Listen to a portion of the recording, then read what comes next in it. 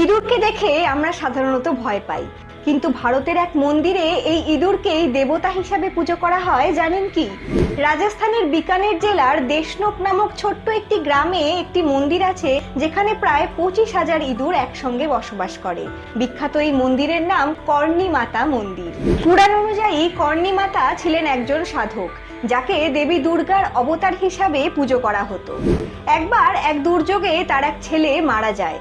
তখন তিনি যমরাজকে গিয়ে অনুরোধ করেন যেন তার মৃত ছেলেকে জীবিত করে দেওয়া হয়। কিন্তু যমরাজ কিছুতেই তার এই প্রস্তাবে রাজি না হলে কর্ণী মাতা তার অলৌকিক শক্তিকে প্রয়োগ করেন এবং ঘোষণা করেন এবার থেকে তার পরিবারের কেউ অথবা তার ভক্তদের মধ্যে কারোর মৃত্যু হলে তারা এই মন্দিরেই ইঁদুর হয়ে জন্মাবে। এই ঘটনার পর থেকে আজ অবধি এই মন্দিরে ইঁদুরদের ভগবান রূপে পুজো করা হয়। প্রসঙ্গত বলে রাখি, এখানে ইঁদুরদের বলা হয় কাবা, অর্থাৎ পবিত্র আত্মা।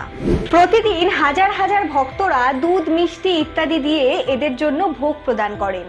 এমনকি কোনো ভক্ত যদি কখনো ভুল করে পায়ের চাপে কোনো ইঁদুর মেরেও ফেলে, তাহলে এর বদলে তাকে রূপোর ইঁদুর বানিয়ে মন্দিরে দান করতে হয়।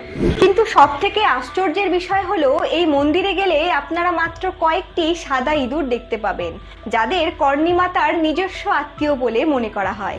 পৃথিবীর ইতিহাসে এই একটি মাত্র মন্দিরেই ইঁদুর হয় দেবতা এবং মানুষ হয় ভক্ত। তাহলে যাবেন নাকি একবার অদ্ভুত এই মন্দিরটি দর্শন করতে?